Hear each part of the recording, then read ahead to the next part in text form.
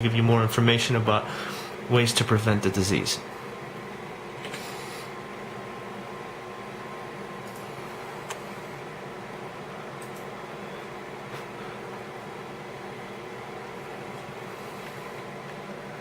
Parent, listen closely to the voices of meningitis. It was a Tuesday. Becky said she didn't feel well. On Wednesday, we said our final goodbyes. I was there when my son took his first breath, and I was there when he took his last. Not everyone who gets meningitis dies. I wasn't sure she'd make it. The infection spread so fast. We learned about the vaccine after he got sick. We are the voices of meningitis. David got it when he was 13. was only Tyler 5. lost fingers. My That kidneys. was So hard. fast. Not have That was a virus. Parents need to know. We'll get vaccinated. Preteens and teens Are at greater risk. Join school nurses and families nationwide by adding your voice. Meningococcal meningitis may be rare, but it's often devastating. You can help prevent it. Get vaccinated. Health officials recommend vaccination for preteens and teens. Talk to your child's school nurse or healthcare provider. And visit voicesofmeningitis.org to learn more.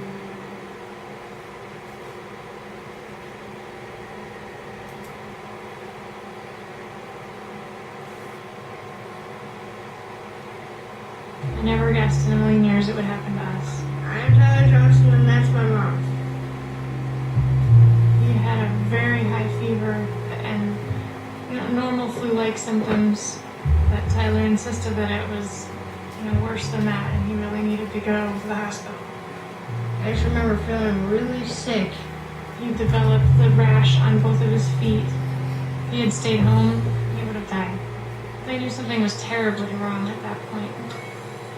He was put in a helicopter and flown to the bigger hospital, and even at that point, they didn't know that it was meningitis. I remember getting off the helicopter, into the building, down the elevator, and that was when I started blacking out. And that's when his heart stopped beating. The doctors had to put him in a coma so his body could fight the disease. In the end, he lost several tips to his fingers and the mobility of his hand and both of his feet from the ankle down. It could have been much worse. The fact that I didn't get amputated above my knee or above my elbow, still have a kidney and don't have brain damage. It's incredible that Tyler's even alive, let alone able to walk and carry on a normal life. I like to do a lot of things. I snowboard, rock climb, gymnastics, and wrestling. Tyler is a very rambunctious child. It's definitely awesome to see him run.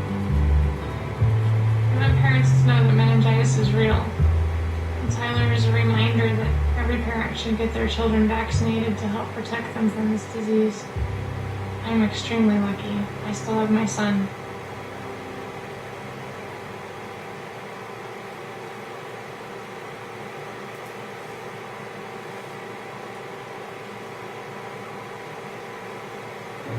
My son David was 13 when he got meningitis. David was a very happy kid all the time. He always had a smile on his face. He was always joking. He loved skateboarding. He was learning to surf and just loved going to the beach. He was a perfectly healthy kid. My name is Olga, and I've been telling his story for almost 5 years. It's not easy for me to keep telling his story over and over again, but I just think it's important. One day, he got sick. I thought he had the flu. He had flu-like symptoms. Less than a day later, he died. I still can't believe his death might have been prevented by getting him vaccinated. 3 months after he died, I testified in front of the Centers for Disease Control and Prevention, where they recommended the vaccine for adolescents. It was really hard. All I did was cry back then. Not that I don't now. But it was worth it. Awareness of meningitis is getting better, but we still have a long way to go. I won't stop telling David's story, no matter how hard it is for me. I want parents to hear these stories and pass them on to their friends. Because parents need to hear it, and I wish someone told me. To lose a child is a horrible thing, and I don't want other families to go through that. I still cry for David. Think about him all the time.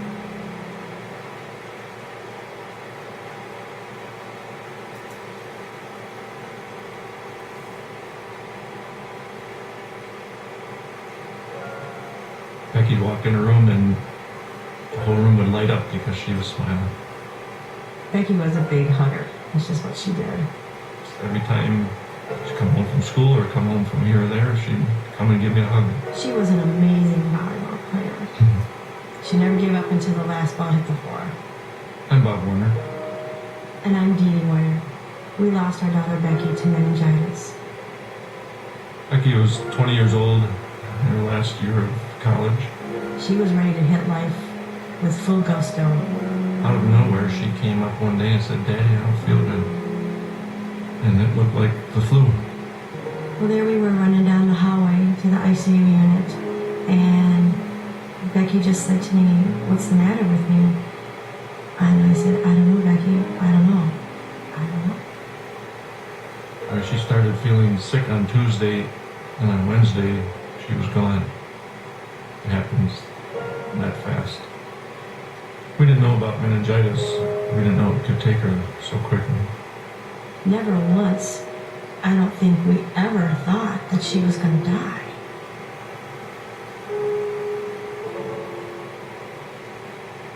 And I couldn't do anything about it. Parents need to know. They need to know about meningitis.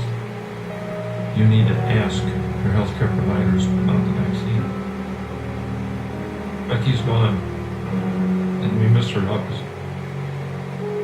So telling others about her life is how we show her love. It's our way of hugging her.